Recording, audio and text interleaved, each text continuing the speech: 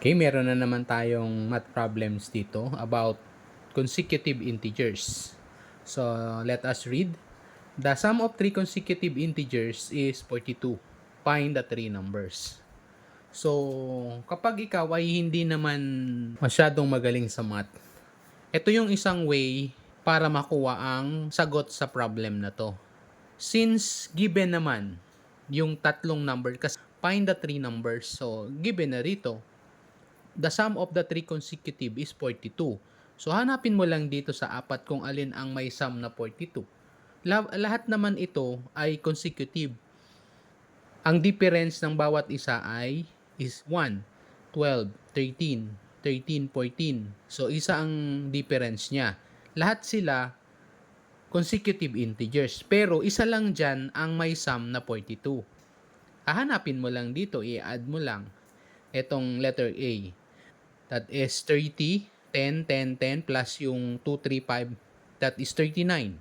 This is only 39. This one, 10, 10, 10 plus 12. That is 42. Here. Nakuha mo na yung sagot. Ito yung may sum na 42. Ito yung 3 integers, 3 consecutive integers, may sum na 42. Letter B na ang sagot. That's it. As simple as that. And the rest, CD, kahit hindi mo na yan i-add, nakuha mo na yung sagot di ba? So, mali na to. Alright? That is getting the sum. Getting the sum, yung first way of getting the answer.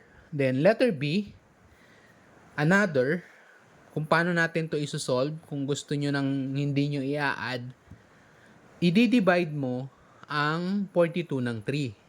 I-divide natin yung 42 ng 3. 42 divided by 3, that is equals to 14. Right? So, 42 divided by 3 is 14. So, yung 14, ito yung gitna. Gitnang integers. So, magdadagdag tayo dito, papunta sa taas, 15.